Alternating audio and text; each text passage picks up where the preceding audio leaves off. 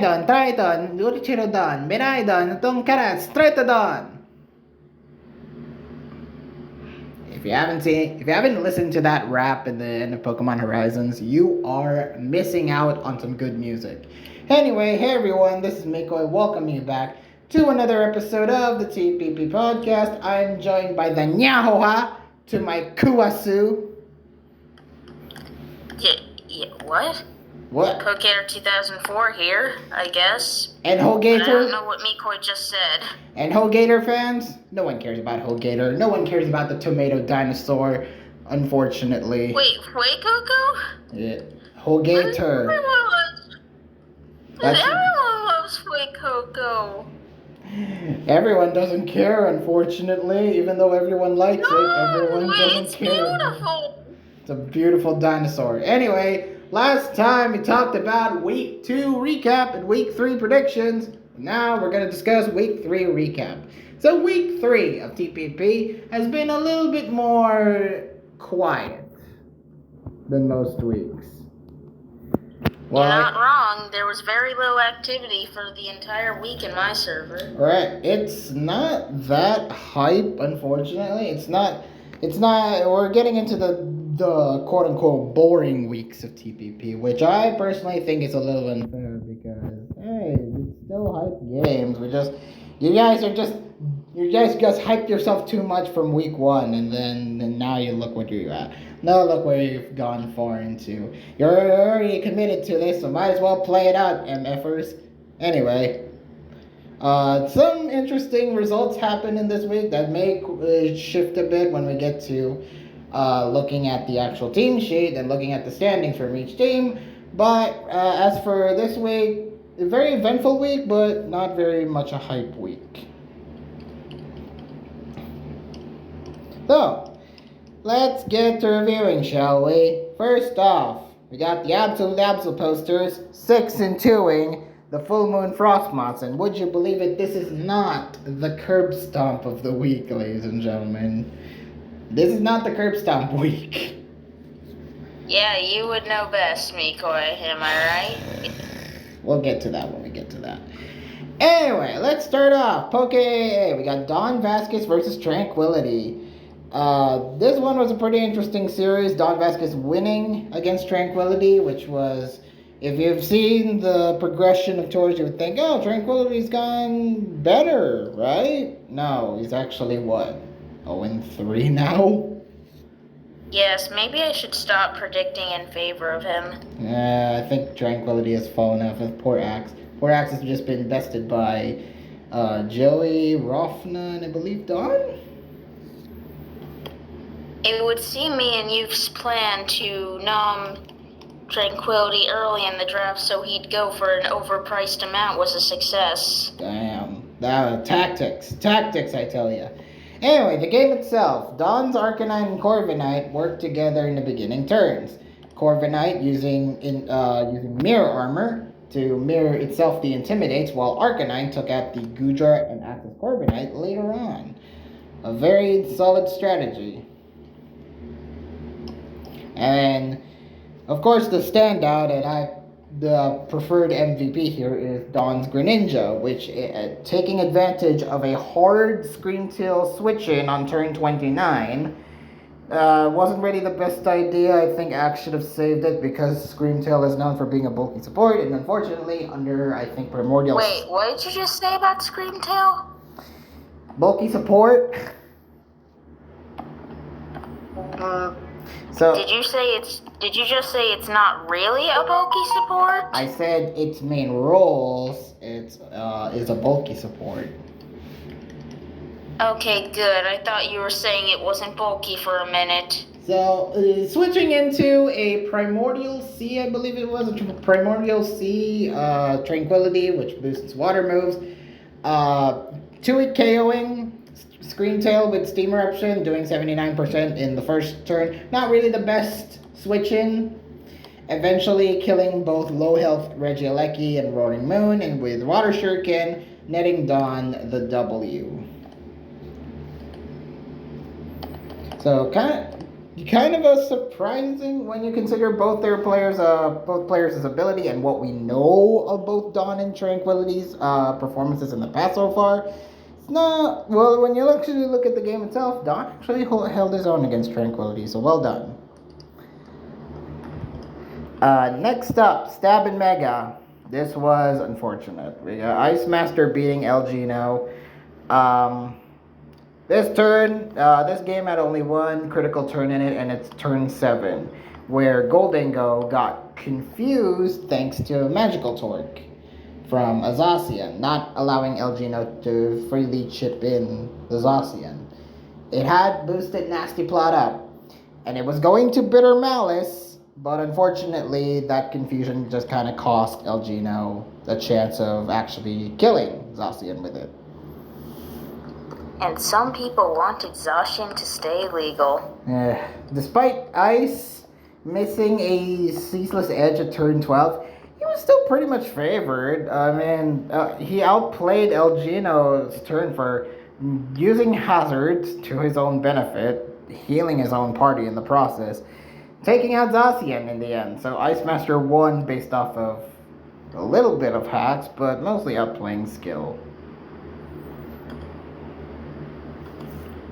Next up. Were you gonna say something? No. Oh.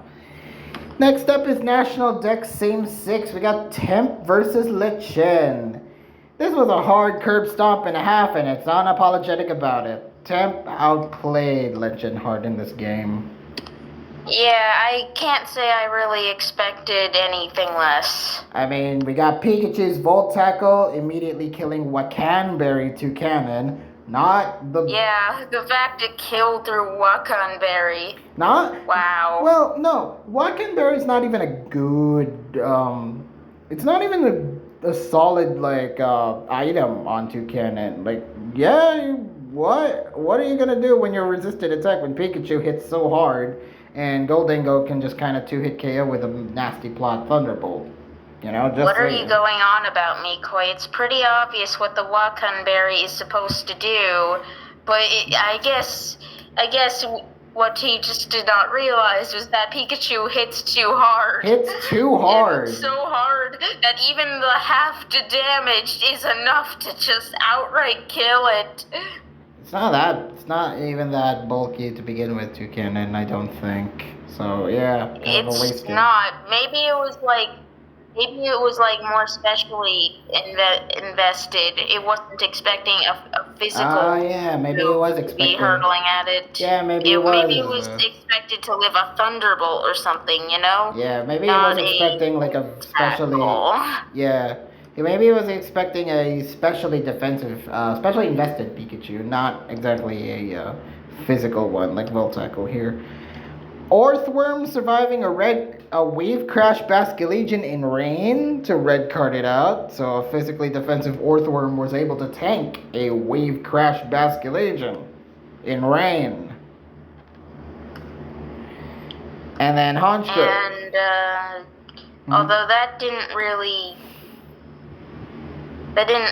do much because well, no, actually, that did do a lot, because it was the red card Orthworm that forced out the Basculegion, which might have been a problem otherwise. Yeah, it was, and good thing Temp knew ahead, because, yeah, Basculegion can be pretty threatening, especially in this matchup. Honchkrow, despite being mementoed by Goldengo, crit killed Basculegion with Night Slash, so Super Luck coming in handy. Well, I don't think a crit was needed. Yeah, Super Luck coming in handy, or Scope Lens. Maybe both. Yeah, Temp just massively outplayed Lechen. Super Luck Scope Lens, let's go. Yeah. extra crit. Like, no matter. Don't even try with attack drops or anything like that. When Honchkrow is Super Luck. Anyway, next up, Mystery OU. We got Shiloh beating Piyush. Piyush actually brought some pretty neat sets. You got Terra Steel Growth Zarude and Fling Big Nugget Sneasler. Yeah, what the hell does that do? I guess Big Nugget just is a heavy enough object to deal damage thanks to Fling. I know Fling. What type is it when it does that? I don't remember. I don't know. Maybe it's still dark? I don't know. What does it do? Just deals a lot of damage. I don't know. I don't know what Piyush has been cooking, but he cooked. But Who let him cook? And then Who it let had him cook? Thief to steal another item just so it could fling it again. right, it's right. It's a really unexpected tactic, but I'm surprised it worked well to his favor, right? No, I don't think it did. He No, lost the no. game. Yeah, he lost the game because Shiloh proved the stronger here, using Terra Fairy's Ursaluna's Stomping Tantrum to kill the aforementioned Zarude. Stomping Tantrum just casually like being like a goated move in useless moves OU. It's got decent power behind it for a useless move. Yeah. And avoiding being poisoned thanks to having Glamora and Toxapex. And payback Tyranitar beating Solar Beam Electrode. Kind of a weird play to go for Solar Beam against Tyranitar, but I understand as well, but unless you're not Power Herb, I guess. But yeah, Pierce lost, Shiloh won, better player. Yeah, pretty much. Next up, partners in crime. We got Shadow Master beating Zoe. How did this happen? Well, Zoe got unlucky. First off, Zoe started off with beat up Arcanine with Dragonite. Sounds like a pretty good strat early on, trying to go for the early sweep. Not when you're the slowest thing on the field. Not when you're slowest thing, and also not exactly the most helpful thing when you get immediately crit killed by Goldango's Make It Rain, losing momentum pretty early on for Zoe. Burning, and then later on, towards the end, we got a burn on Hoopa Unbound, crit killing it with Drain Punch, netted Shadow the surprising W. I guess some Zoe's gimmick teams just don't work. I mean, this isn't that surprising of a win. Did you know Shadow beat Chromate in PIC kickoff? Dang, he did. I didn't. Well, last time we did this, you mentioned that Shadow was facing Chromate in PIC kickoff. He won.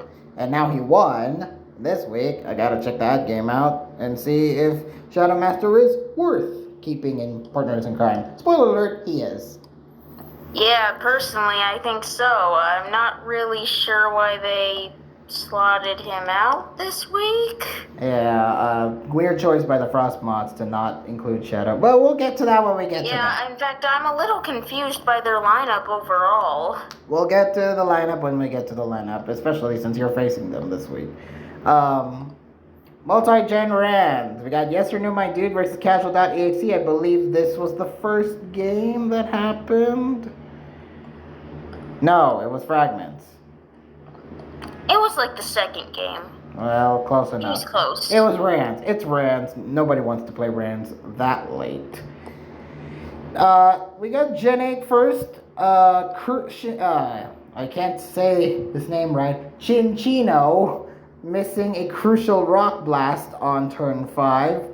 Kind of unfortunate happenstance for Casual for that. Dynamax Ninjask beating Dynamax Golduck with Max Flurby, of all things.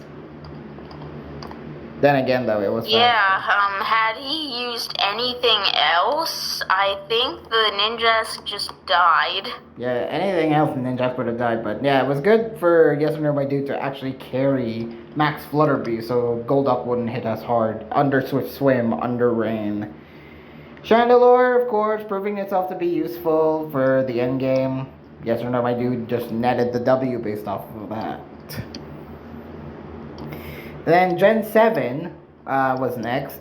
We got Scarf Salt catching Landorus really early on with Ice Punch. That was a good predict by Casual there. Just immediately go for the Yeah, ice punch. especially because he hadn't even seen any of the other mons he brought yet. It was just I think he brought this. Yeah. So I'm gonna predict it. And it was well worth to predict. Mega Mawile being useful for a bit, knocking off Aegislash's life orb, which could have been potentially threatening, and surviving Mega Glalie explosion. I know it's a ice type because of refrigerate, but still. And towards the end, we got Shell Smash Gorbis surviving a Flying Z Landorus and freezing Hydreigon with Ice Beam for a casual to win. Yeah, that was unfortunate because I think Yes or No, my dude, just kind of won the game had that not happened. Yeah. Because I think casual would have been low on options. Yeah. I think. Well, I don't know. I don't remember the game. I don't know. How many mons did he have left by that point? I think that was just Hydreigon left. No, I mean casual. How many mons did he have left by that point? I think 2. One of them is Gorbis, which still is alive. Yeah, then he was probably gonna lose had the freeze not happened. Yeah. So yeah, that puts him in the tie. And then Gen 3 happened where Arcanine managed to crit kill Clefable with Fire Blast. That was pretty funny and kind of unfortunate. Yes or No, my dude got greedy with Dragon Dance T-Tar. Sceptile just kind of got a free kill off of that. I don't know why Yes or No, my dude wanted to set up another D-Dance. Yeah, that was dumb. That was pretty dumb.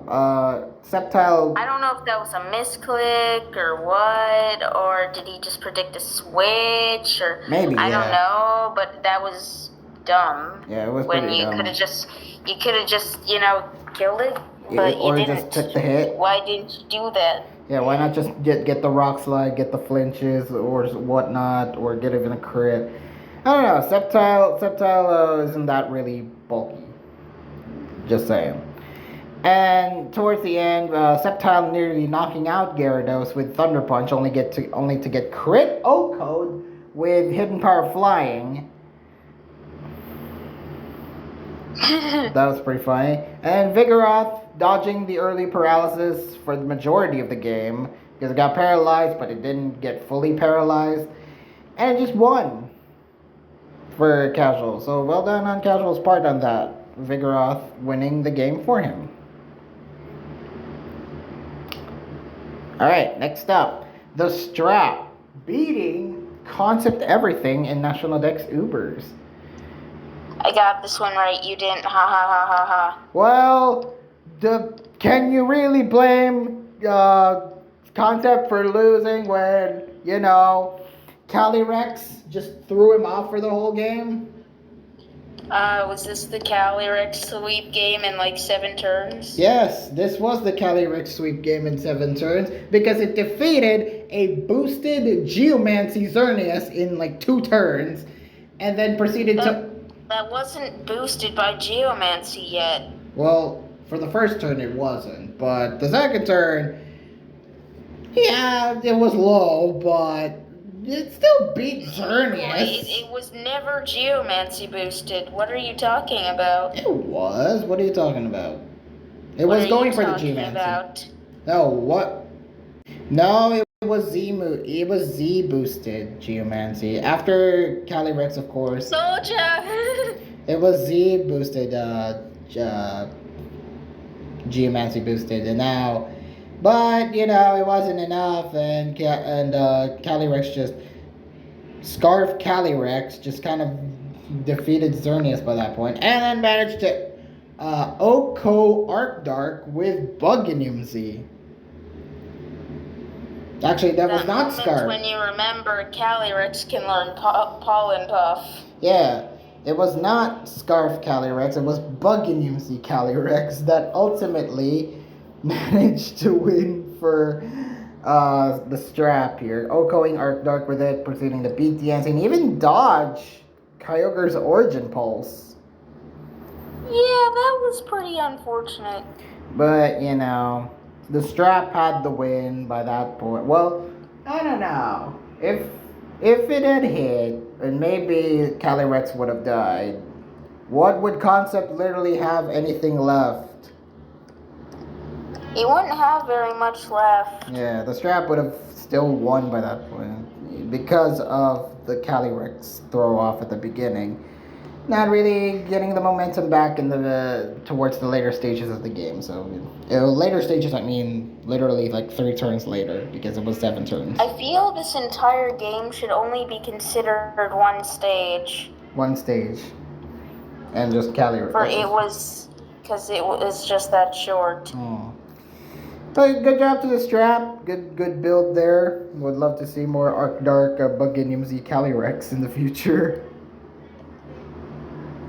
Next up, Sparks Blade versus the Number Man. Actually, Sparks had actually some pretty good sets. First of all is Cresselia, which had a Calm Mind Thunderbolt set with Electric Fairy, I believe is the camo type.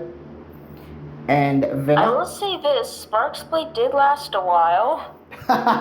Wow. He also had a Venomicon, which had Poison Flying, which managed to poison Cinderace and even managed to kill Flying Ground Tomahawk. But TNM, proving himself to be the better player, immediately killing Dragapult early on. Having Grass Steel Crucible kill the aforementioned Cresselia and just... I thought it was pronounced Crookabell. You're copyright infringing on Crocodile by that point. Is it Crucible though? Is that how it's said? Well, that's how I say it. I don't know what the official spelling it is. Cat players, let me know in the comments below what the frick. How do you say the frickin' rock poison, tall thing? I don't know. The thing in the pot. The thing in the pot. Wow, weed crucible. It's also grass type. Grass Steel, Crucible, killing the Cresselia, defeating the Iron Valiant and Leviathan with Power Whip. TNM, it did last a long time. It was like, what, 70 turns? But the Number Man still won. It was enough turns to nearly put me to sleep, so that's a decently long time. Wow. It was quite of a long-paced game. Tap Camo kind of bores me, I'm not gonna lie. And you have your co-manager playing that tier. Thanks, Pokeheart. Well, he likes it. Yeah. He actually plays the tier.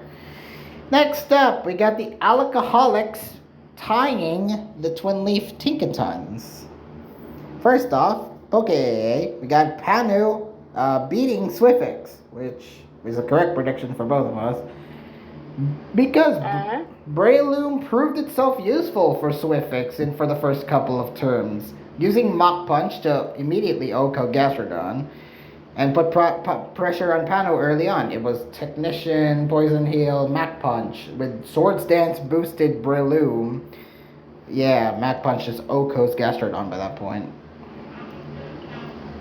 Yeah, Jesus Christ. Because, like, what was that?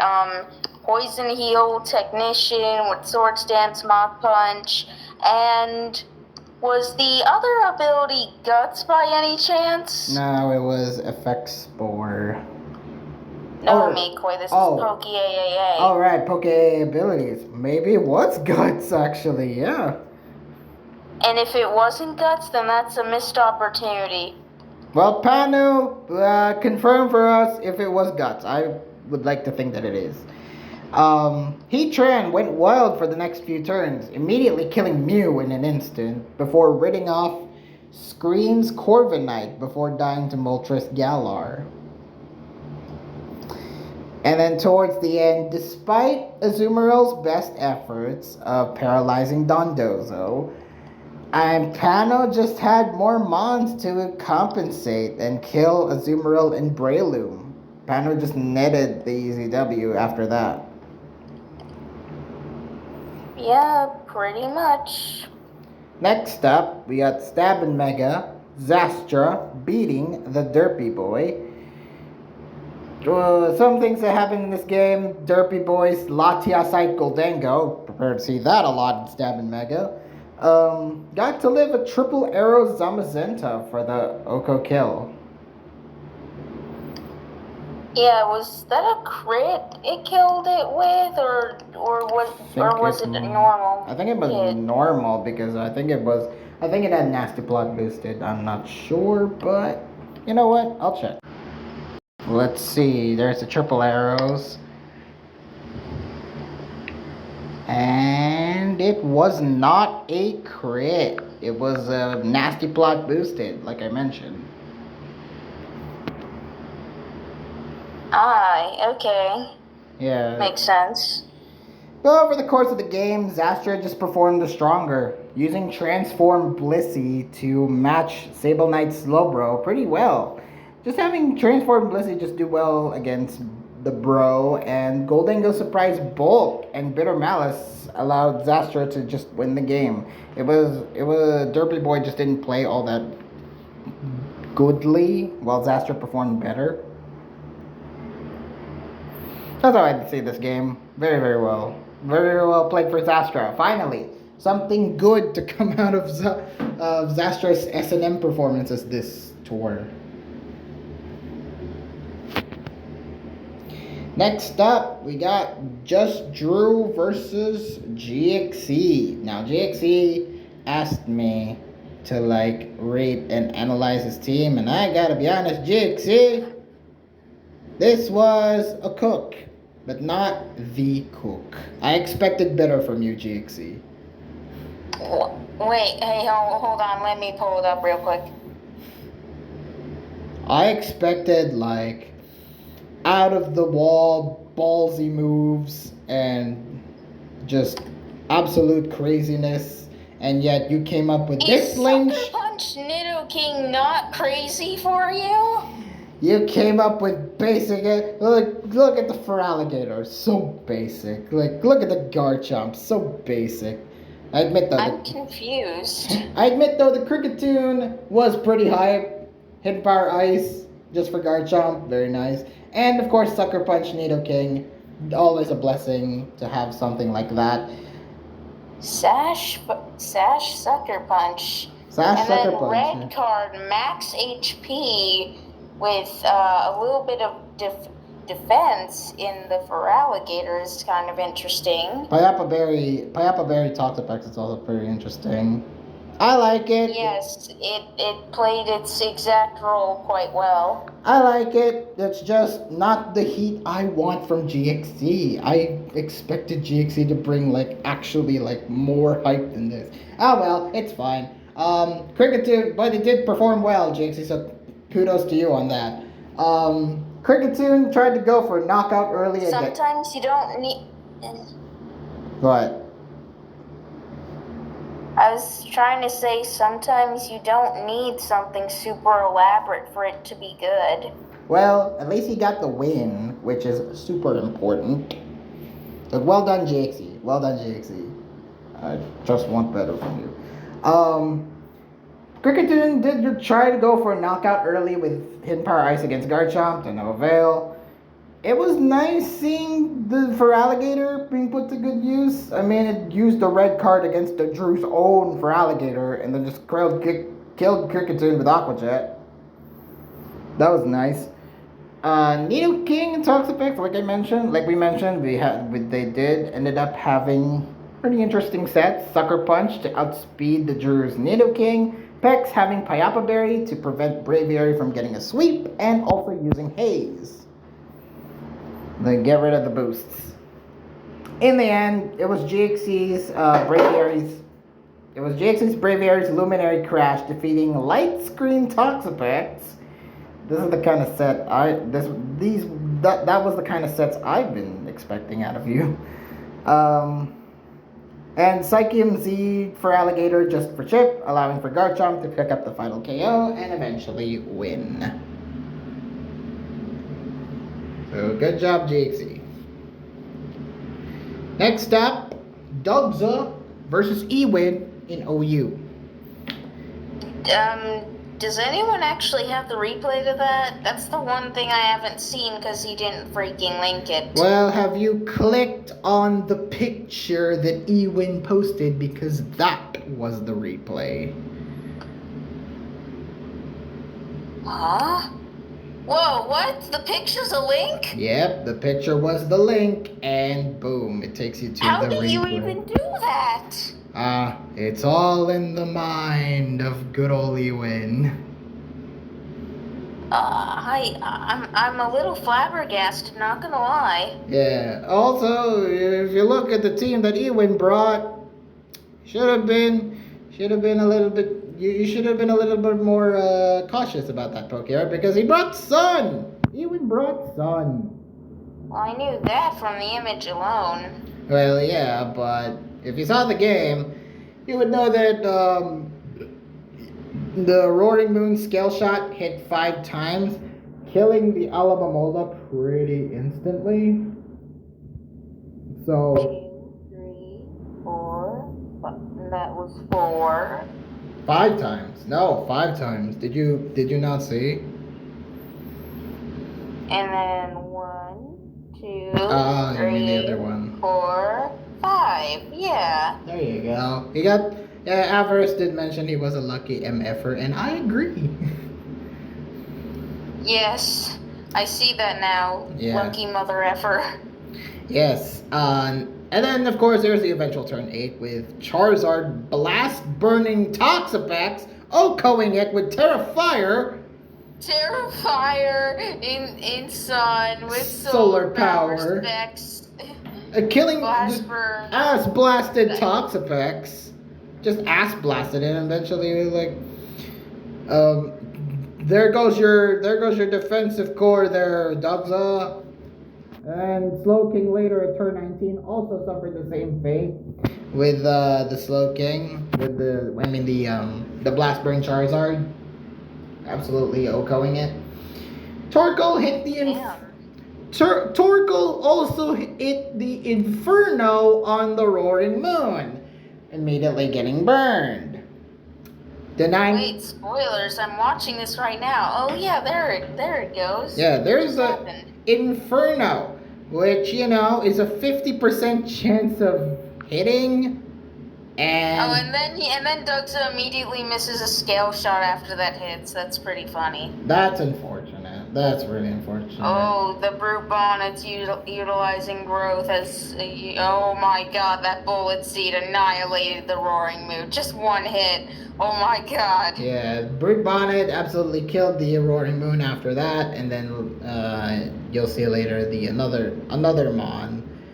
There goes the Slowking. Oh, it just got decimated. Yeah, and eventually towards the end of the game, we saw the Lilligant Hisui performing well under Sun and Chlorophyll, picking up the win. Well, let me see this. I'm on the last few turns right now, I think. And yeah, here comes the Lilligant. It's low sweeping. I think it's gonna look sweet for the win. It's Lilith sweeping, yes. So yeah, Ewing. What the mirror herb? What? What the mirror herb swagger? Oh, mirror swagger. Oh yeah, I forgot to mention that. That was a funny turn, having swagger to go along with its swagger. Hilarious. It used swagger. It has a mirror herb, so it copied the boost of swagger onto itself to boost its attack. Oh, that was pretty high. So it didn't have to use Swords Dance because that wouldn't have been allowed, or Yes, it wasn't allowed. Even learn that? No, I don't think so. But yeah, that wouldn't have been allowed. So again, heat sets from Ewin. But yeah, regardless, it can't really use other boosting moves because those aren't under usually useless moves. So that's a big brain way to do it. Yeah, that's hype. That's actually pretty hype. So yeah, well done, Ewin. Picking up the win, and yes, Dugza, unfortunately not playing well. Dugza wins by doing absolutely nothing. Failed it. You jinxed him, Fragments. You jinxed him. The meme is dead. Oh well. Next up, partners in crime, Yuki versus Kepper.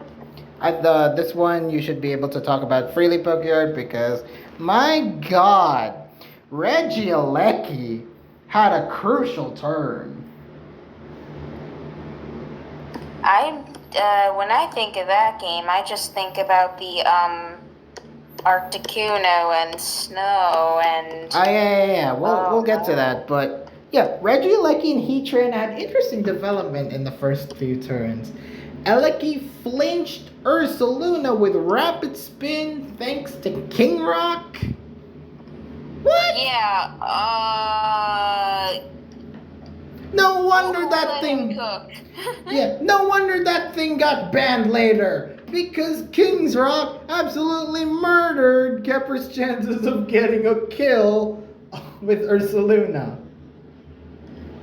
Yeah, like I was very confused when I saw King's Rock and Bright Powder randomly get banned in Partners in Crime, and I'm like, what? What happened? Now you saw the game why. Now you saw why, because Yuki brought it, and look what happened. Well, Heatran was I can see where I know where he got the inspiration, though. Yeah. Yo, did you now? You noticed he brought Articuno Snowcloak with snow. Oh yeah. Well, Heatran also did some things, Pokeyard, before the Articuno. Heatran also did some things. Able to OHKO Rillaboom, even paralyzing Dragonite with Thunderbolt. Yikes. He even dodged the E-Speed at turn 5 thanks to Snowcloak. Because Articuno was let out, Snowcloak was active. Heatran was able to dodge the extreme speed thanks to Snowcloak, and yeah, Dragonite was dead soon after. But yeah, Yuki took Bright Powder got banned because of this, but did Bright Powder actually come into play at all? No. Did anything miss the Articuno? No. No. Yeah, I was gonna say, I don't think Bright Powder actually came into play. No, it didn't. But, you know what? Yuki got Blizzards off. Blizzarding with Articuno, effectively winning the game. He got Blizzard off. Although it's possible he used Bright Powder on a different mon with the same strategy in mind. You know what? Knowing Yuki, I agree. But yeah, this was a pretty devastating loss for Kepper. Very dominant win by Yuki, and he needed that. Next up. But Miko, you understand the inspiration behind that team. What No. it probably is, right? No, tell us. Miko, come on, you and I both saw this in the World Championships. Oh! You mean that thing? Yes, the very unorthodox VGC team that made use of Snowcloak Articuno with Bright Powder. Oh, that thing. I'm surprised it was brought into Worlds in the first place, but yeah. Yeah, that sounds very annoying to face. Yeah, and Yuki abused that. Fragments versus... Well, I mean, it makes sense. I'm pretty sure snow, I mean, Yuki means snow in Japanese, right? I'm pretty sure it does. Let me recheck on that. Actually... This was simply meant to be. Yeah, it was fitting for you, Yuki. For you bringing snow. Next up, multi-gen rams. We got Fragments versus Avidus. This was the actual first game that happened. And oh boy, things happened, alright. Gen 8. Fragments easily outmatched Avidus in this matchup. Togekiss was able to get paralysis on Abomasnow and Amoonguss, outplaying Urshifu with Jinx and Dynamax Magearna at the end. Pretty unfortunate there for Avidus to get such a highly disadvantaged matchup, but that's Rans for you. Any Rans player will tell you that. Gen 3, we saw Wobbuffet outmatching Regice with Encore and Mirror Coat. What? Who brings a Wobbuffet and actually uses it well? What the hell? Endure Blaziken not killing Blastoise with Thunder Punch was a little unfortunate. And Baton Pass Celebi passing the boosts to Pikachu was a nice strat. But it get toxic by Articuno, which netted Avadis the safe W in Gen 3. And then Gen 7, we saw Mega Scizor was able to kill Cobalion with 2 consecutive superpowers, Web's utility being a prevalent in this game, and then Ditto just being a commodity for fragments, using Lunala to end up cleaning the endgame. So well done, Fragos, on that one. Next up, we got National Dex Ubers, Ainskred versus Toxanex. Dragon Dance Rayquaza looked threatening in the beginning, but foul play Tyranitar put a stop to it immediately, so no more D-Dance Mega Rays available. That's one way to use Mega T-Tar. Yeah, foul play. I mean, with a lot of like physical sweepers, yeah, I could see that happening. Toxanex's Groudon looked to be in a position to sweep, but Galare Zygarde was able to paralyze it, not to be able to set up itself with Coil, Thousand Arrows, etc., etc. Yeah, overall, this game was just basically Toxanex try strat, Ainscrad stop strat, confirmed. And then Ainscrad also brought Overheat Primal Groudon, which I'm a big fan of. Primal Groudon should always use that special attack to get an Overheat done and kill all the Steel types, because they need to be killed. Taking out Necrozma, almost killing Zacian, who couldn't really act as a late game win con for Toxanex. Ainscrad had the win secured. Next up, Hidden vs. Hiss in Camo Cap. Hiss immediately removing Dragapult on turn 1 proved to be a very good sign for him, as nothing Dragapult can do can absolutely match Hiss by that point. Hiss just played extremely tactically, using hazards to set up against Hidden, who really didn't have any hazard removal that could benefit him in the long run. Towards the end, Hemogoblin tried to set up with bulk up sweep strats, but Argonaut put a stop to it with liquidation, and thus earning Hiss the dominant win. Very dominant display by Hiss in this matchup. Alright, next up, we got the Dave's Decidueyes beating the Limasawa Street Litwigs. What happened? What happened? Well, we got haxed in one game, can't do anything about that. One of our players played very weirdly in their game. Arguably had a good matchup. I'm not really sure what happened. And,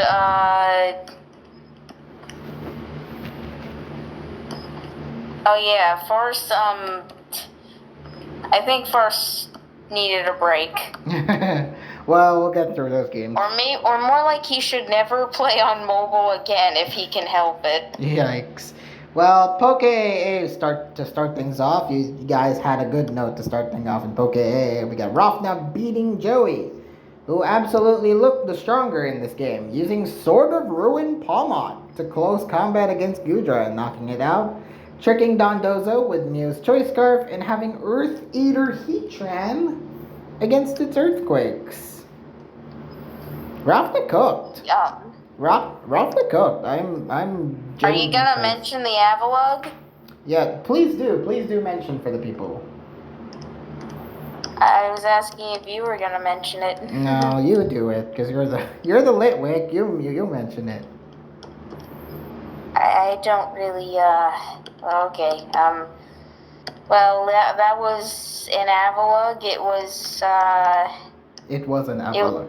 That's sturdy, ice body. Own tempo. with hail, snow warning. Does it get any other abilities? No. Well, on tempo, but that's useless. On an Avalon. You sure that's useless? On an Avalon. What does that do? It prevents confusion and intimidate, stops it. Or no? That's actually not that useless. I mean, for an Avalon, it's useless.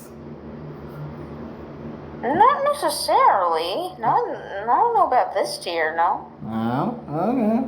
But I'm surprised at the Sword of Ruin Palmot and the Earth Eater Heatran. So well done on the builds there. I liked the Avalug because you could not do damage to that thing physically. No. Did you see how little all physical moves did to it? Yeah, it wasn't really. Think about it. Not only does it have sturdy to tank a hit, it has ice body with snow warning to heal itself even more than it already can. Unbreakable. And that snow gives it a 1.5 defense boost, remember? Unbreakable. Avalug is unbreakable. Yeah, it's a diamond. Next up, Stabbing Mega. We got Meta versus Axel. Okay. I don't want to talk about this. Okay. I don't think anyone wants to talk about this. Okay. Meta got lucky in the first couple of turns. With paralyzed Aerodactylite Gyarados, not allowing it any chance of attacking. And then, Zacian happened. Yeah. Zacian happened, outspeeding Axel's own Zacian enough for Meta to get the W.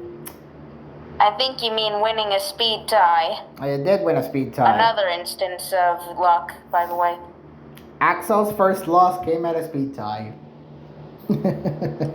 No, more than a speed tie. The paras at the beginning sucked too. Oh yeah, that as well. Yeah, Gyarados was in prime position to sweep for a bit, but yeah, the paralyzes sucked.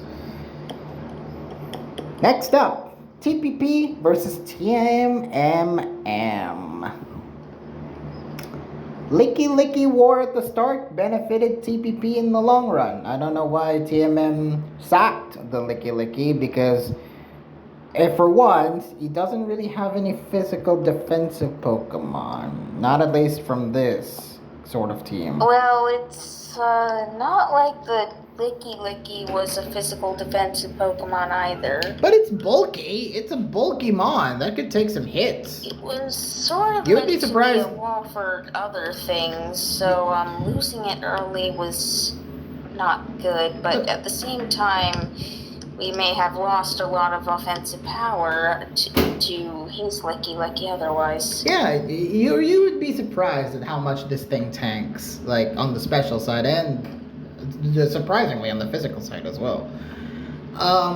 Swalot, Custap Berry, getting a lucky poison off against Greninja, ruining. I'm not gonna lie, I saw that coming. You did the poison jab. No, when he sent in the Swalot and it got low, I'm like, oh no, switch right now, it's Costa Berry, switch! Unfortunately, he didn't see that coming, and he got a lucky poison off of he didn't his see that coming, and frankly, I don't blame him. I mean, it's only when you're used to building for same six to a certain degree, do you start to think, wait a minute. You think? That's been literally my mind process for building these same six teams for the past couple of weeks. So I know when to expect, like, oh, this is going to be Custap Berry. Oh, this is going to be Focus Sash. Like, oh, if it's a slow, somewhat average Pokemon, Custap Berry. Yeah, pretty sure that's a pattern now when it comes to same six building, so same six players, including myself, take note. TMM, take note. And TPP's Battle Bond Greninja.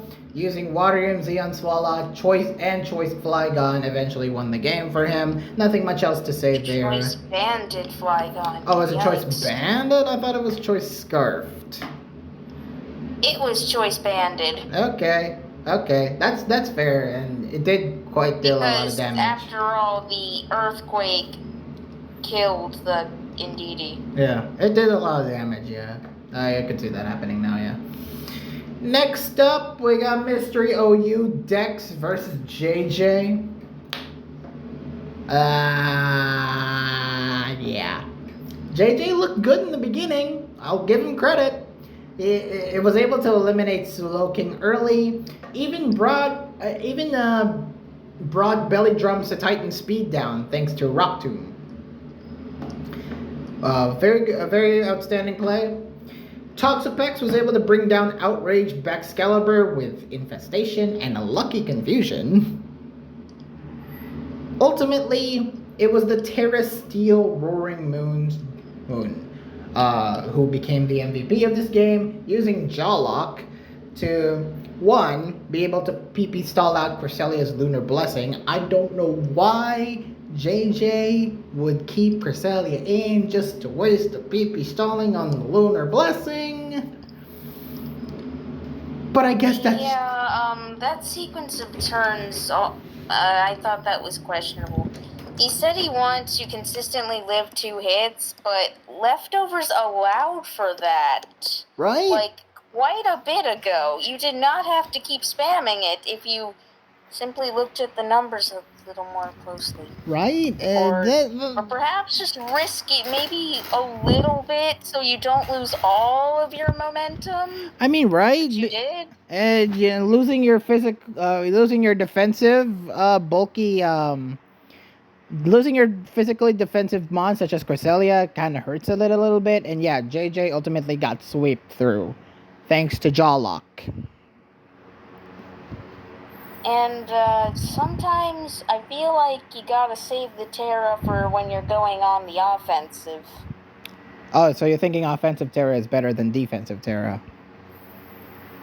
It's for momentum purposes. When you're a little lacking in it, yes. Okay, fair enough. I also agree with that sentiment. Like, defensive Terra doesn't usually work for me. That's I'll say that right now. I've been doing a lot of lower tiers that allowed Terra, and yeah, the offensive Terra so much better. So yeah, next up we got Partners in Crime, Zern versus Jaspros. Zern taking the hazards early to have Gigaton Hammer. Oh no, Zern actually letting himself on his field having hazards, thanks to it OHKOing Glimora with Gigaton Hammer, even setting up Tailwind later, which was pretty nice. There was a hilarious moment at turn 6 and 7 where Tinkaton and Rillaboom just kind of employed the same strat to both of Jaspros' mons. It did Protect and Encore on both of his mons, so that was kind of funny. In the end, Zern's Dragonite was completely the MVP of this game. Able to Terra Normal while Jaspros targeted the Ursaluna. Was able to set up well and kill things with E-Speed. Any other comments about this game, PIC player, PokeArt? He could have played that better. He definitely could have played that better, definitely. Multi-gen Rands. Super Epic Emperos losing to Los Shuto. Gen 7. Super Epic Emperos actually look kind of strong in this one. Burning Decidueye immediately with Milotic. Using Mega Salamence' Draco Meteor to take out the only defogger in Losco's team, or at least only hazard remover in Zapdos. Yeah, and then that's pretty much it. So that's pretty much it for notes. Super Epic Emperors just had the win there at the palm of his hand. I feel we didn't need to save the... I don't know if we should have kept Decidueye around for as long as we did. Was that really I know especially it when was it's going to burned be early. difficult to beat the Tapu Bulu. We didn't really have much for that. Yeah. But, Yeah. Yeah, especially when it's burned early. Like, being burned early, like, definitely doesn't help, but matters. Next up is... But it was okay. It was okay that we lost game 1 because I said to Losco, it's okay, you'll win the next 2. Well, he did win the next 2. First off, in Gen 3, it looked like Super Epic Emperors was gonna do better because Muck had Brick Break to chip Magneton, and Silverwind boosted Scizor with Grand Bull. It was funny that he got off the hit with Silverwind, the boosts. But Losco basically had everything go his way. Brick Breaking with Poliwrath to the Wailord. One was via crit and Muck to death, and then Toxicking with Cradily against Ludicolo and Vigoroth, so that it's just left with Poliwrath and Kingdra at the end. Oh yeah, we also got a shiny Magneton. We did, but it wasn't much use against the Brick Breaking Muck. That thing still got some use. What are you talking about? Some use, but not helpful enough in the long run. Just that for that purpose. So again, we got 2 shinies in these Rans games, PokeArt. That's too much luck. Okay. Gen 8, we saw the Dynamax Gyarados really helping Losco as its choice Power Whip was able to beat Rotom and boost itself early in the game thanks to Dynamax, whilst Quiver Dance Moonblast Blossom took care of the rest of Super Epic Ampharos' very weak mons. And yeah, he really had all the things weak to Fairy, and yes, Losco brought Quiver Dance Moonblast Blossom. Yeah. Which was lucky and also strategic. I saw the Blossom come out, and I looked at Super Epic Ampharos' remaining mons, because I know Blossom usually has Moonblast. Yep. With its set. I'm like, oh, this is over. Yeah, this is over, and Losco immediately won with it, so yeah. Well done, Losco. Well done, Losco, picking up the win there. Next up is talk of beating Force of the Death. Why? Because Taka's Arceus Dark, was MVP, taking out Rayquaza early, living on 1 against its Dragon Ascent, having Taunt to deal with Geomancy Xerneas, Toxicking it later, and even taking advantage of Farce's Mixed Click when he was trying to Swords Dance with Mega Lucario. Marshadow immediately took care of the endgame, stealing Zygarde's boost and sweeping with it. Yeah, it was a win for Taka. Yeah, I think if there wasn't a Marshadow, I think Zygarde had a pretty good chance at a comeback. But nope, it was a Marshadow. There were Marshadow, a pretty underrated mon in the Ubers. Next up, we got Madara losing to Euphanos and Camo Cap, and this was kind of a murder. This was an absolute murder. I swear, there's always like that one teammate where if they win, the rest of your team just kind of loses. Like, they keep losing, but the one time they win, the rest of the team loses. And Euphanos won with a really unique team. You watched the game while you were kayaking, PokeArt? Yes, I was kayaking on the water, literally. On the water, which is very fitting because Euphanos brought a pretty unique team of Water Ground Beartic, Swift Swim Water Ground Beartic, able to cut through most of Madara's team. Grass Steel Glamora was able to poison late game Cresselia. Overquill with Swift Swim, I believe, sweeping the rest of Atrax's team. So yeah. You in the water, Euphanos used water. It's just coincidence. Yeah, it just so happened to be that way. It just so happens that I went kayaking that day around the time he was playing. That's really funny, and hopefully we get some more, like... I sleep, so I use normal types. I don't know. What? Never mind. Bad analogy. Also, you're probably wondering how I was even able to watch it while kayaking.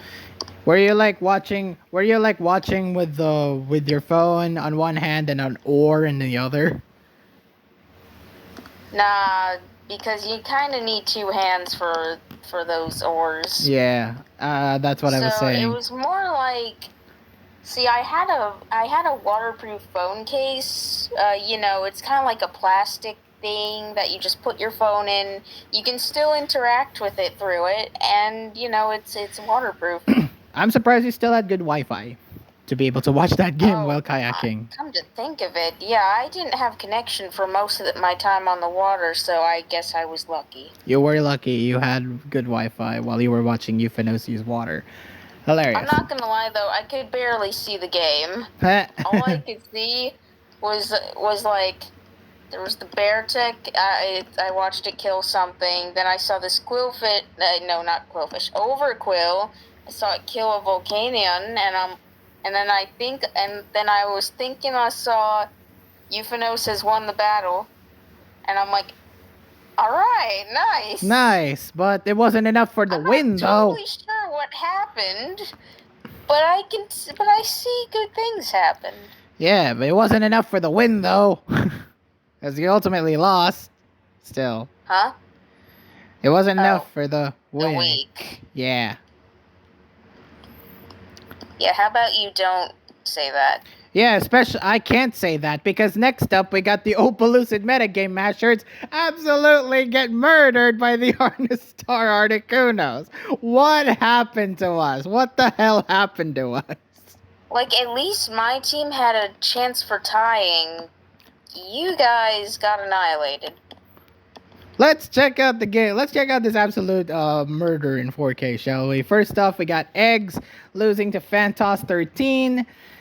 Yeah, Eggs tried to break things early with Wave Crash Quackoval, only to lose it immediately. Ironically, that was his only hazard remover, so yeah.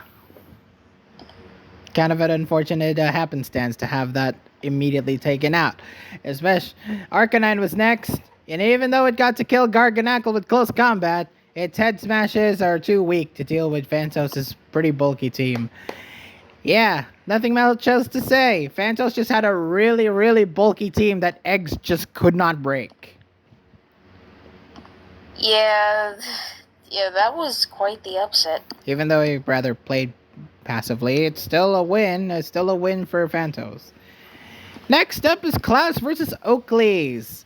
Lopunite Staraptor could have done better had it not get burned after 6 times by a population bomb, and did pretty insignificant damage against Toxapex.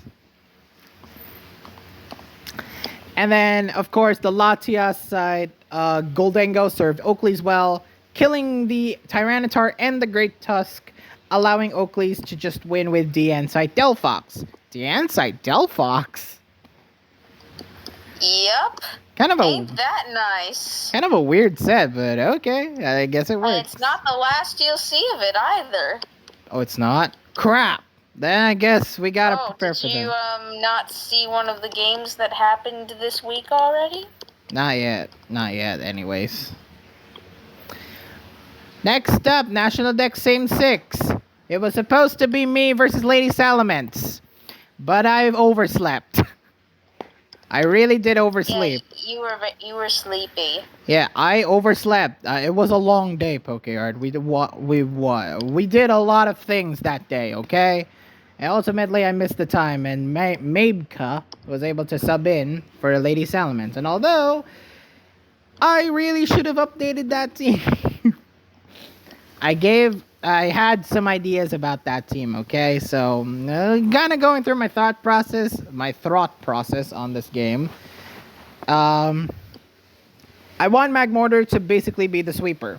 Like, I had Belly Drum thing set up. I had my builders change up a lot of things, which ended up being pretty useful. I did craft screens Blissey. I had a Flying MZ Braviary. I had a kind of a broken ass Hatcherene set with agility, calm mind, stored power, and draining kiss. Yes, I put agility on a low speed mon. What of it? I just wanted stored power damage.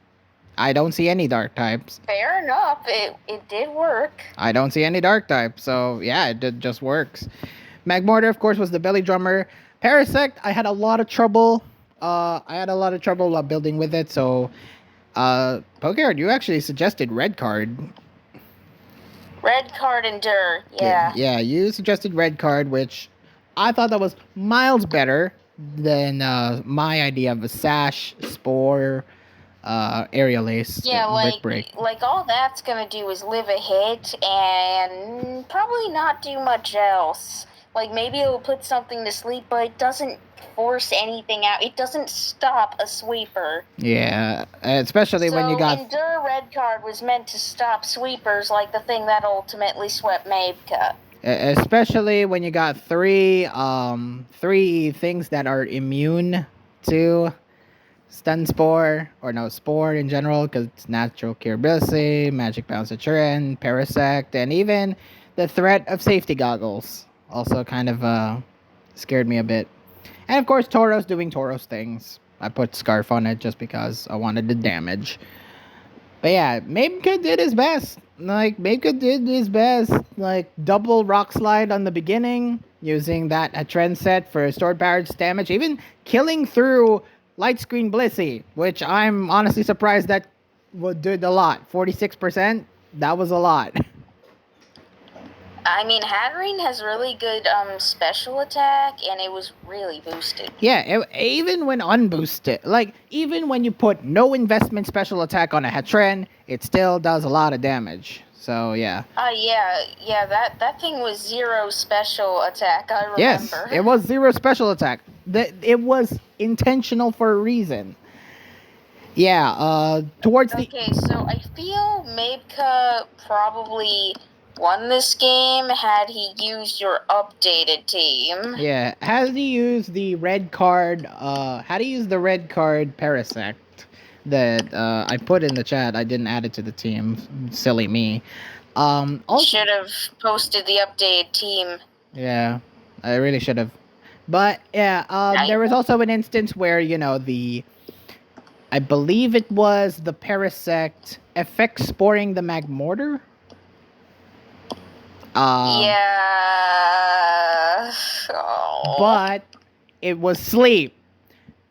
And Sleep Claws mod was activated because Mabeka already had something else been put to sleep. Unfortunately, I think it was Tauros. I think it was Tauros. Magmortar had been hit with the effect spore, got the sleep status, but since Sleep Cosmo was he got lucky. Lady Salamence got lucky. And yeah, it just... more like Mabeka unknowingly screwed himself by putting Tauros to sleep. Yeah, and towards the end... Funny how that works. Yeah, unfortunately, in the end, Magmortar was able to set up with Belly Drum, sweep Mabeka, ultimately be picking up the win. Oh, I really... Okay, so let this be a lesson to you, Mikoi. Always post the updated teams in chat. I will for next time. I actually am doing it with my own. And wake up on time. Yes, that is the more important thing. I should really wake up on time. I will not... I got too confident that I was going to wake up at that specific time. Unfortunately, it wasn't meant to be because I overslept. So, yeah. I need to play better at better times. Like, be my nocturnal self. Next up, the only win we got this week. Sylveon beating Skimmy the God. Funnily enough... Sylveon kind of cooked. Yeah. Didn't they? Yeah, they kind of cooked. I was really happy that they cooked this week. Funnily enough, Outrage Excalibur is not a useless move. What? I think you mean not a useful move. Yeah, why is Outrage not included in the, in the top half and put in the useless... It's in the useless move tier list. What? Fix that, ladies and gentlemen. That's not an issue, Mikoi. You know why? Why? Do you know what Glaive Rush is? Oh, because you had that and not outrage? Glaive Rush is a better outrage. But It doesn't lock you into it, but it has the same power and typing. But still, like, outrage is a. Like, if you're not gonna use Glaive Rush, then use outrage. That's what the. If Glaive Rush was banned, then outrage would have been the thing. Well, no one's going to use outrage when Glaive Rush is available. That's the point. I guess that was the logical reasoning behind putting it in useless moves, but I don't agree. Outrage should still be in the not useless moves pool. Well, you see, Mikoi, there's not really meant to be a pool or meta where you have to use only useless moves, so it's not like they're going to ban it or anything for it being useless. Bruh. That's a bruh moment and a half. Magnezone did kind of help out Skimmy for much of this game. Zap Cannon, paralyzing Cresselia, Hyper Beam to kill Tinglu. Oh yeah, she used Zap Cannon. Yeah, that's ballsy, not gonna lie. That is I'm surprised it hit. If it had lock on, then yeah, that would be a guaranteed hit. Yeah, it did have lock on. It did have lock on at the end, but not when it used it. Not when it used it. It immediately went to Zap Cannon and immediately paralyzed the Cresselia. Then you had. Oh yeah. Question, Mikoi. What? When you look at Sylveon's team and then maybe look at someone else's team in the week, do they look similar? What do you mean? A certain other OU game. Did you notice a team that perhaps looked a bit similar to Sylveon's? For week 3? Yes. What? The first game, Shiloh vs. Piyush? No. Oh, it was your team, Dex vs. JJ. Yeah, wouldn't you say it resembles Sylveon's a lot? Inspiration or flat out stealing? I'm kidding. Inspiration. I'm kidding. It's probably inspiration. Stealing though. I'm kidding. Sylveon looked the stronger overall though. At the end, using Tinglu for Rock Tomb against Excalibur and Dragonite, Stomping Tantrum to kill the Magnezone, and then Cresselia having Charge Beam, Aurora Beam, and Psy Beam for the rest to win. So he cooked hard. And that set didn't win for us. Next up, we got Partners in Crime, Black Knight Gawain versus Chromate. Yeah, Chromate played this easy. Like, it was pretty evident that Chromate would win because Chinpa broke Ndidi's terrain with Ice Spinner, Great Tusk's Earthquake at the beginning, later with Zero Ledge, just netting the easy W. No biggie. Chromate won. Let's move on. Yeah, I think everyone saw that coming. Next up, we got Thea versus Riche in Ranbats, and this was the only 2-game series in Ranbats that had happened. That's really sad. Gen 8, Riche putting all his hazard mons to good use, even having Tentacruel for Rapid Spin to get rid of Thea's hazards. Knocking away Gorgegeist's band, and despite being burned by Thea's Ho-Oh, set up it nicely for Dynamax Linoon to sweep this for the endgame. And then, can I just say, when at first, when I saw the last 2 games for your team that were gonna happen, I figured your final score would be 2-6 because I thought Guard would win versus Riche, but then I saw Thea subbed in, and I'm like, 1-7 it is. Yeah, we Guard subbed out because he was busy, and yeah, unfortunate. Gen 7, Thea's choice of mons were pretty questionable. I don't know why Thea chose those specific mons to beat Riche, but okay. It was probably a strategic plan, but that didn't pan out because Roche, despite being toxic happy, Or it could have been just poor judgment. poor judgment, probably. Doesn't mean it was questionable Mons doesn't mean that they had a plan beyond our comprehension that was strategic. They could have just had very poor judgment. Oh boy. Well, Roche was pretty toxic happy with Lugia. Very, very toxic happy with Lugia. Able to toxic a lot of Thea's Mons. Just the perfect counter. Just the perfect counter for everything Thea had to bring. Ultimately winning the game. Lugia? Yeah, Lugia. Yeah, Thea's own Lugia wasn't able to stand up to Roche's Lugia. Scale issue confirmed. National Dex Ubers. Advata versus FC. And yeah, this was an outplay. This was an outplay and a half. Arceus Fairy just couldn't break through Zygarde, losing it early, giving Advs a serious disadvantage for later, but practically just outplayed. Despite losing Necrozma to Groundium Z Zacian, Scarf Koraidon was able to take care of it, and as Arc Fairy defeating Rayquaza with Judgment. Frankly, I hope no one predicted in favor of Advata here. There was no chance. There was no chance at all. We got screwed. I don't think even Yoko predicted this. Did he? Did he predict in favor of Advata? I will laugh if he did. He didn't. Yeah, see, not even Yoko would do that. Yikes. Even Yoko knows better. That's how impossible this matchup is. And finally, we got Camo Cap, Carl Dude Guy versus Mossy Sandwich. Mossy had everything go his way for the first couple of turns, using hazards effectively, as well as killing, toxicking, and later critting the Defogger, which was Cyclone. Leviathan was the complete standout. It was too unbreakable for Carl. Defensive set, Iron Defense, and Calm Mind, Slack Off, and Hurricane just kind of stalled out any chances for Carl to try to break his mons with it. But no, yeah, it was just way too bulky, way too overpowered, and eventually won.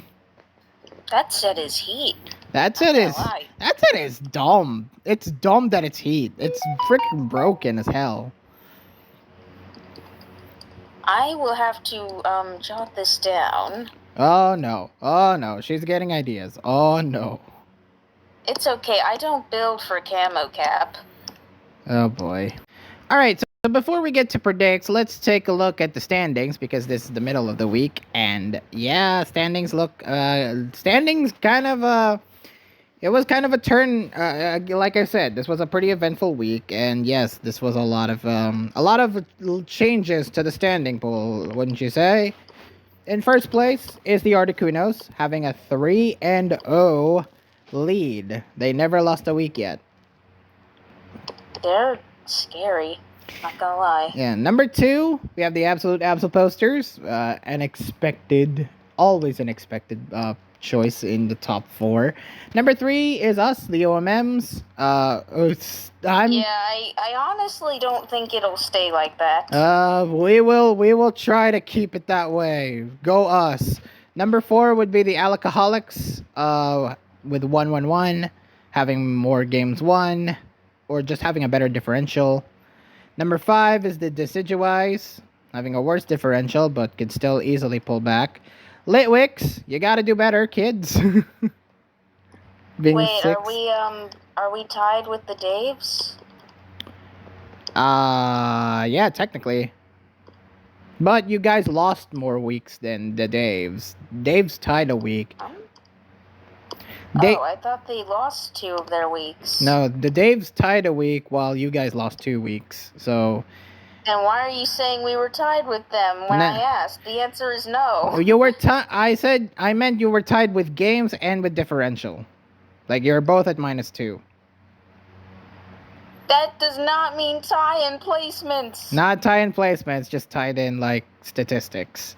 Why would you do this to me? Hey, you guys gotta pull back, kids. You kids better pull back. Stop calling us kids. Youth is like 30 or something. I know, he's older. Number 7 would be the Tinkatons. I'm really disappointed that the Tinkatons are this low. I really hope that they pull back and actually become dominant. I hate to say it, but I've said this before. These teams just tend to not do well for some reason. Except no matter how good they are, no matter how strong their lineups tend to be, they just tend to not do very well. Last year, the Ruinheim Renegarists were runner-up.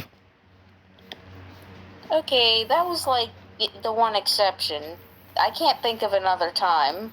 And of course, last place is the former champions, and now the overall just very unlucky Full Moon Frostmoths with 1 tie and 2 losses, and with multiple games lost. -6 differential. Yikes! They really gotta pull back. They really gotta pull ahead if they want to keep being in playoffs contention. Well then, let's move on to predicts. This should be quick and easy, like butter. All right. Why is butter quick and easy? It's smooth. It's a smooth, quick, and easy. All right. Next, so first off, we got the first matchup here is the Twin Leaf Tinkatons versus the Absolute Absol Posters, and by God, look at this. These games are whew. Huh?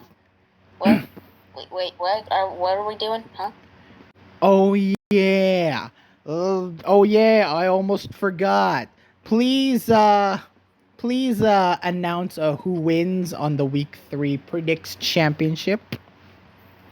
Well, I don't know for everyone, because I tallied everyone for weeks 1 and 2 out of curiosity.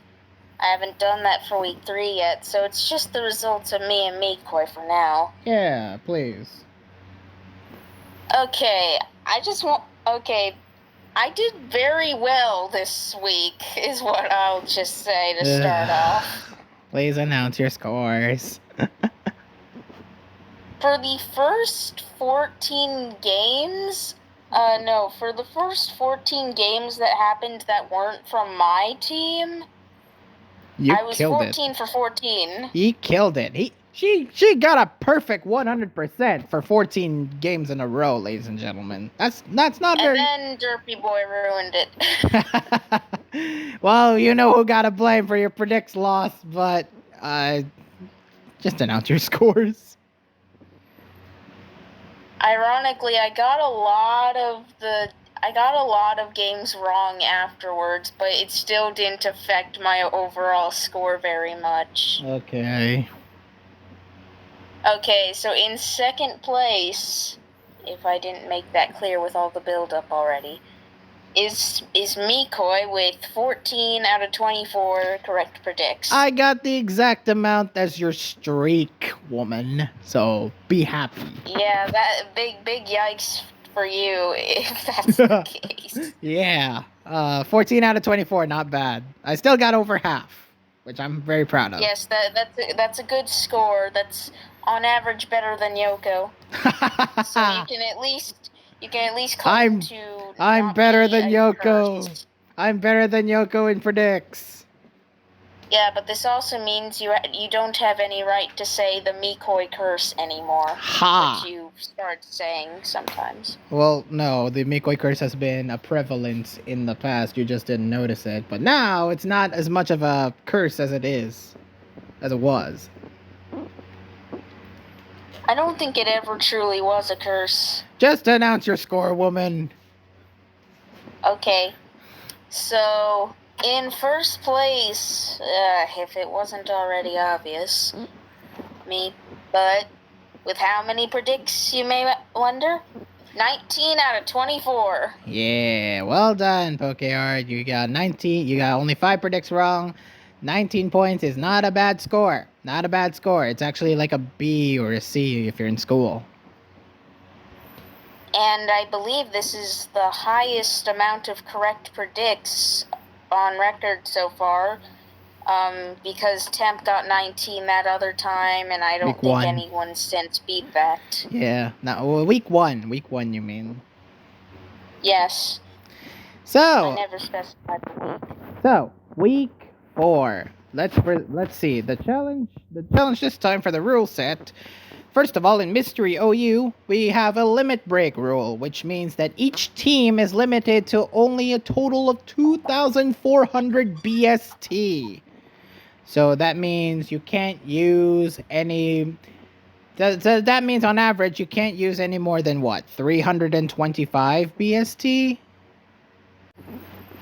Mikoi, can you not math or something? It's No. average 400.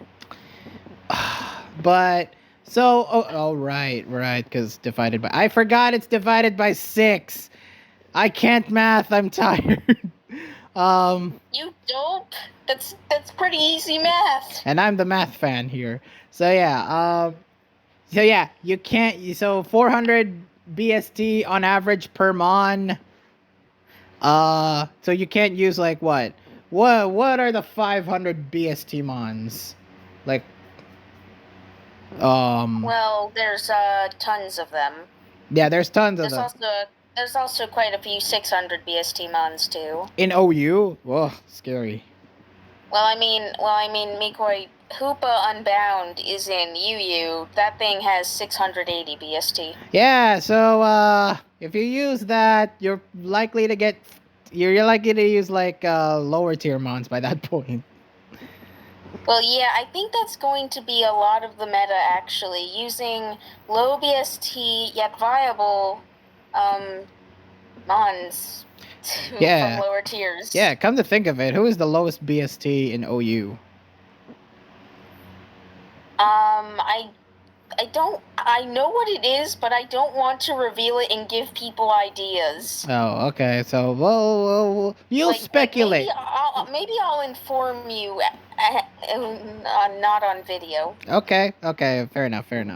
And of course, the Ranbatch gens that will be played this week are Gen 2, everyone's favorite. Everyone loves it. Gen 6, kind of a mid Ranbatch meta. And of course, the current one, Gen 9. Better than Gen 2. And Gen 9. Better than Gen 2. You and your rest talk, people. You shall abuse the rest talk. So yeah, now we actually get to predicts. First off, the Twin Leaf Tinkatons versus the Absolute Posters. Oh my god. Oh god. Look at these matchups. If they weren't already on a losing streak. They are in a losing streak, yeah, admittedly. But you know what? These matchups are kind of hype. These matchups are pretty good. First off, Poke. We got Swiftix versus Tranquility. Okay, please, Tranquility. Make this the one time where I can predict for you and it pays off. Yes, please, Axe, actually win a game, and you will... Actually win a game? Yeah, actually win a game. Axe, you got Swiftix, who's been decent, but not... He's only won one... Swiftix has a better record than you, Axe God. And what is that record? 1-2? Yeah, 1-2 to 0-3. So yeah, the world's balance should be restored. Then Axe should win here.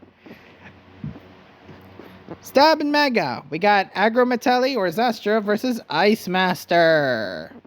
Ice Master. Yeah, as much as Zastra impressed us last week, Ice Master did better, and Ice Master is going to show them why he is the feared man in this pool. Ice Master to win. National Deck, same 6. We got Jixie versus Temp. Hype. Although,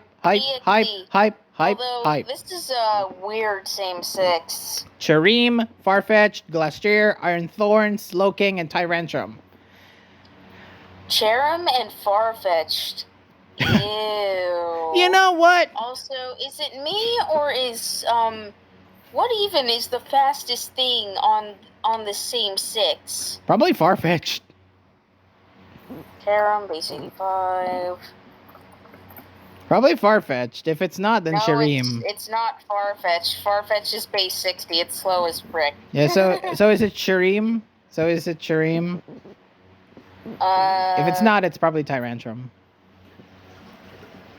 Nah, Tyrantrum's not that fast. Yeah, base 71. 71's faster than Farfetch'd. Oh, is it Iron Thorns? It's probably Iron Thorns. Nah, that thing's not very fast. Yeah, I know it's But slow. it is base 72. Yeah, I know it's slow. I know Iron You Thorns know is it's slow. bad when freaking Cherim is the fastest thing on your team.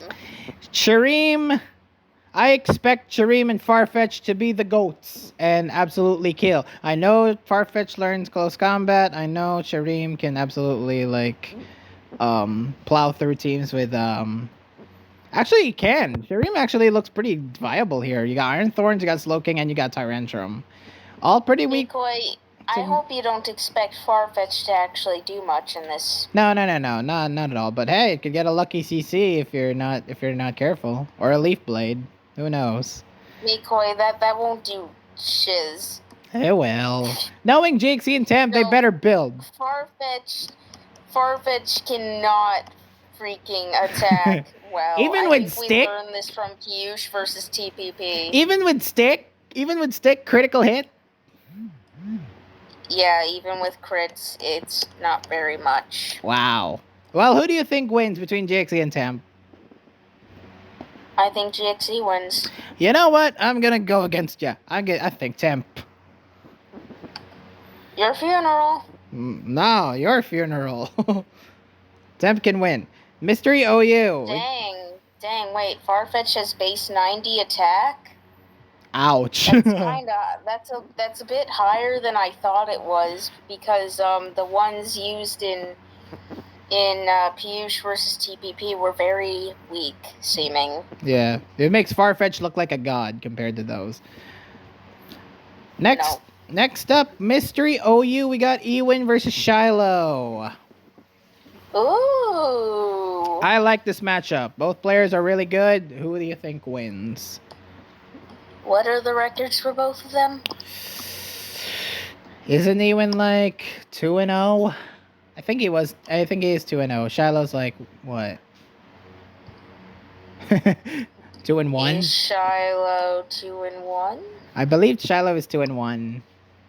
With his only loss so far being against bringing in a legal team, yes? Yes. So I'm not really sure. Yeah, this one's hard. This one's hard as frick. Who do you think wins? Who are you rooting for?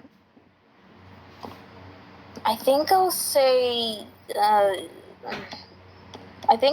Shiloh, because I expect half of the teams being brought to be stuff that isn't OU. I can see that. I can see that happening. Shiloh is a good builder.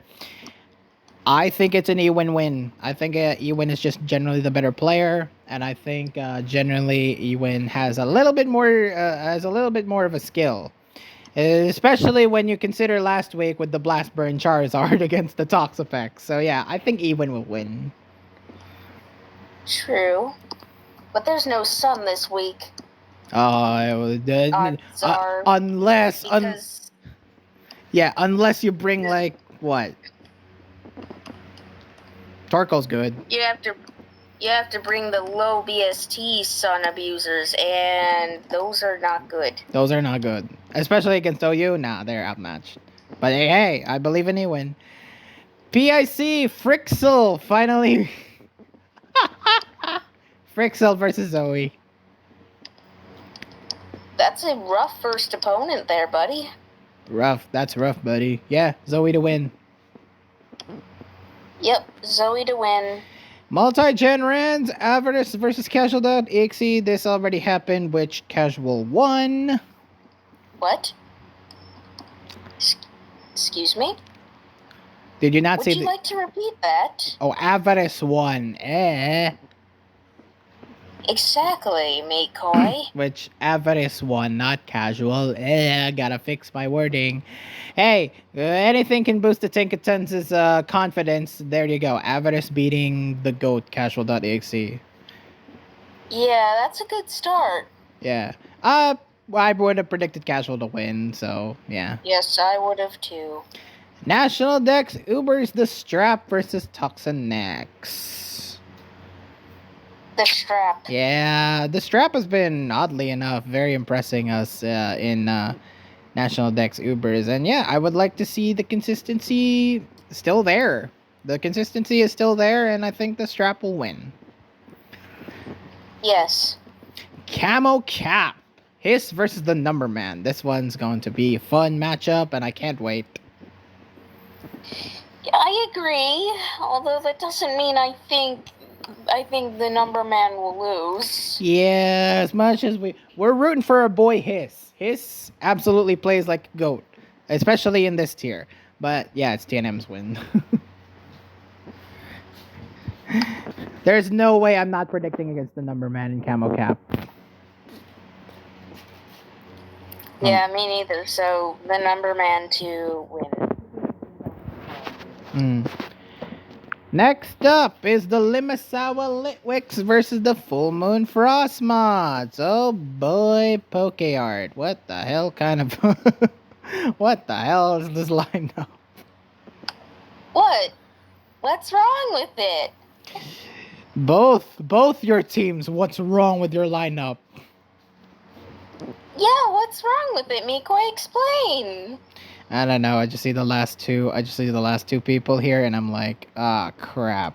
What the hell? What's wrong with it? Well, I'll tell you. We got Rafna versus Don Vasquez. Kind of a hype matchup, this one. Dawn is Dawn for. Ooh, them's fighting words. Yeah, both players have been kind of impressing. Rafna to win. Rafna to win. Rafna. And I'm not even supposed to be predicting, but I will say that anyway. Rafna to win. Rafna to win. That's my prediction. Rafna to win. Stab and Mega Axel versus El Gino, which already happened, and Axel won. Which, yeah, I would have predicted Axel to win. Yeah, did you see the game? I did not, but we'll talk about that when we talk about that next week. I will watch it. I'll watch it later. National Dex, same 6. TMM versus Lichin. What? Although I will say though that the Mons chosen here they're actually pretty viable. Blastoise, Delmise, Golurk, Luxray, Swallow, and Whimsicott, they're all very viable. Yeah, interesting speed tiers too. Yeah, you could run like something like Shell Smash Blastoise, you could run something like Facade Swallow, maybe even freaking No Guard Dynamic Punch Golurk if you're feeling ballsy. Or Poltergeist, whichever. Right. Poltergeist on what? Golurk, Delmise, both. I don't know, both work. But yeah, I think TMM will win. Like both is good. Yeah, I think TMM will win. But I just don't see Lichen beating a player as of a caliber as TMM. So yeah. Yes, especially not when the stoves are on this week. Oh no, the cooking has inflated, and we're gonna get global warming. Woo! What? Political. That's not how it works. I know that's not how it works, but I just like to imagine that. Mystery OU. We got JJ versus Reginald. This was actually I want to say no. This is a rematch from BLT, not last year's TPP. Yeah. And who won that one? I think it was Raji who won against JJ in BLT. I don't know. I'll say Raji to win still. Like, JJ has been good. JJ has been good, but he hasn't won a week. I know, but he hasn't won a week, and to be honest, like, I just don't see them performing all that well. And Reginald got unlucky against me, but he'll bounce back in OU, and I think he'll probably win. Next up is Partners in Crime. We got Jaspers versus Instruct. This one is a bit tossy-uppy. Are we talking about Jas versus Instruct now? Yes. Kind of a tossy-uppy matchup, this one. Yeah, I was gonna say I was scared that they would slot in Shadow Master. I was admittedly scared. Yeah, if they slotted in Shadow Master, it would have been fine, but no, they slotted Instruct in, and actually, if they put Shadow Master in, this would have been in a curb stomp in Shadow's favor. But since they put Instruct in, this is a little bit closer. You guys actually have a chance. Hey, we have more than a chance. You're acting like we're the underdogs here. Yes, you are, because I'm picking Instruct. Hey! Hey, Jaspers is good, but Instruct has been cooking. Like, he has cooked teams in the past, and I want to see some cooking. My funeral, I know. I'm getting the death glare from PokeArt right now. I don't even have my screen on, and she's giving me the death glare. Yes, I have a good death glare. Yeah, you have. You're good at doing that. You're scary. Multi-gen Rans, Losco versus Piyush. Did this happen? I don't think it has happened. I don't think so either, but I just want to ask what went through the Frostmoth's mind when it came to slotting Piyush. I guess. You know, they could have put him in same 6 and given a better match against TNM. Right. TMM, not TNM. Not TNM. yeah. Against Trico Maman. Against Trico Maman, Piyush would have actually brought some heat against TMM. I would like to see Piyush versus TMM. You could have given JJ a better match. Yikes. Although Raji's still a decent match. Yes, he's a decent match. What are you undermining, Reginald? Instead of doing either of those things, you decide to throw Piyush to the wolves. Yeah, and give him Losco and Ranbats. Yeah, this won't go well for Piyush, unfortunately. I'm picking Losco to win. Like, why would you do this? Why would you do that? No, I don't trust Piyush to win against Losco. No, not by a long shot. National Dex Ubers, not Krozma versus Concept Everything. Now this is putting your players into the wolves, PokeArt. What the hell were you thinking when putting that Krozma in? Well, we were thinking that Farce needs a break. But not Krozma? You're really gonna throw Nat Krozma into the wolves here?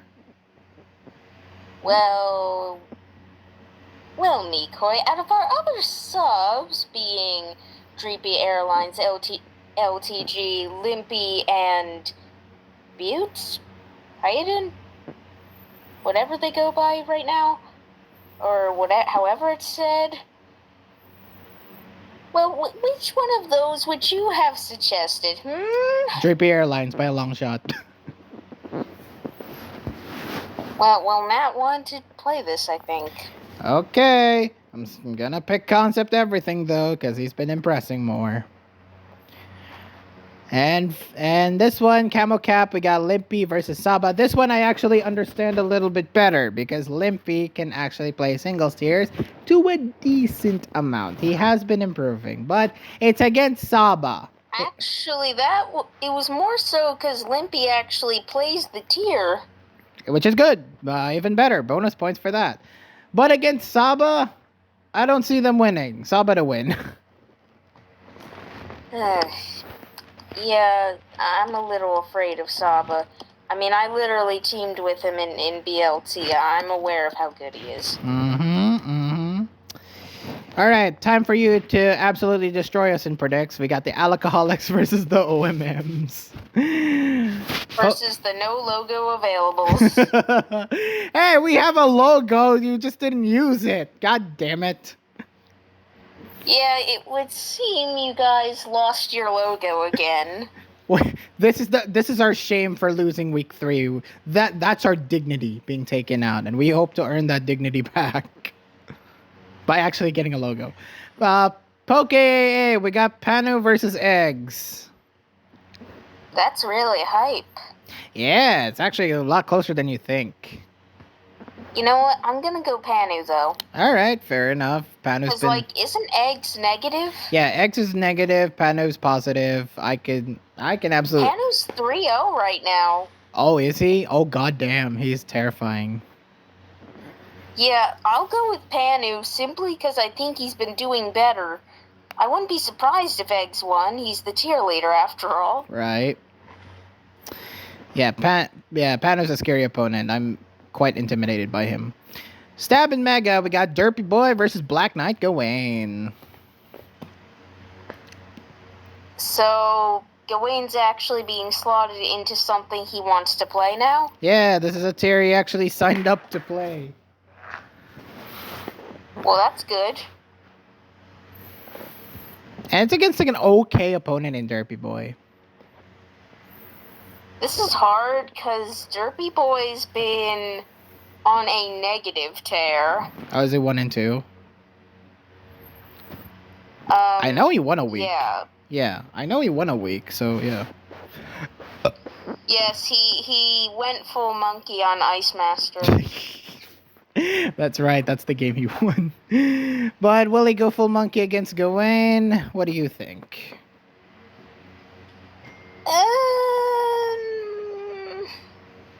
I don't really know.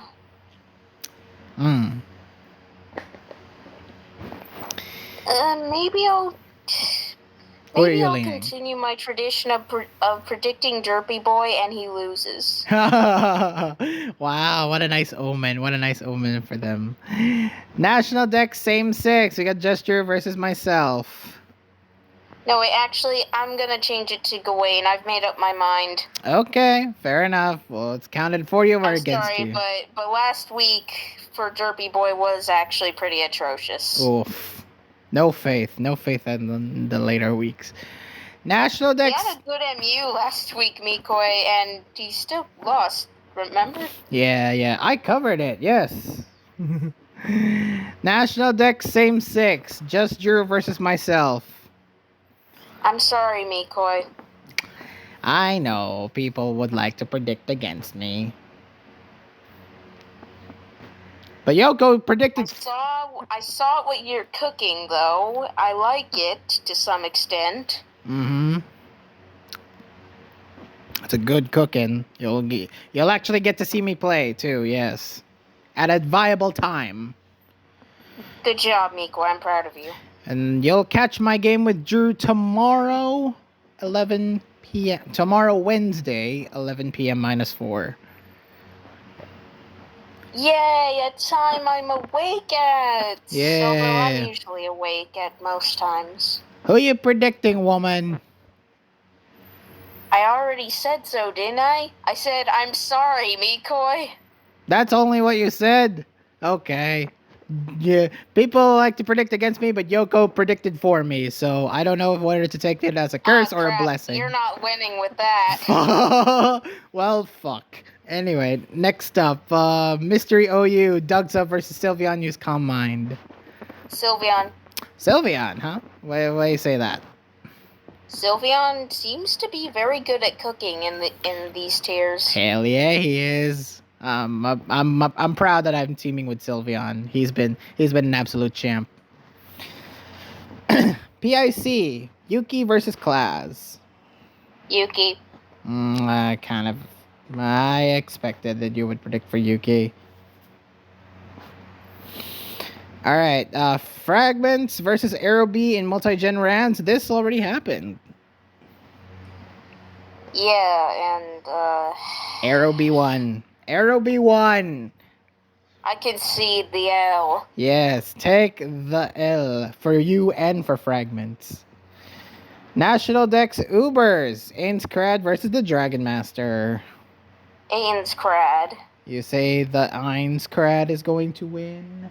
Stop calling it that. I will never not call it that ever again. Thank you, Sword Art Online. You actually benefited me for once. No, I think it's rotted your brain. This is not a benefit.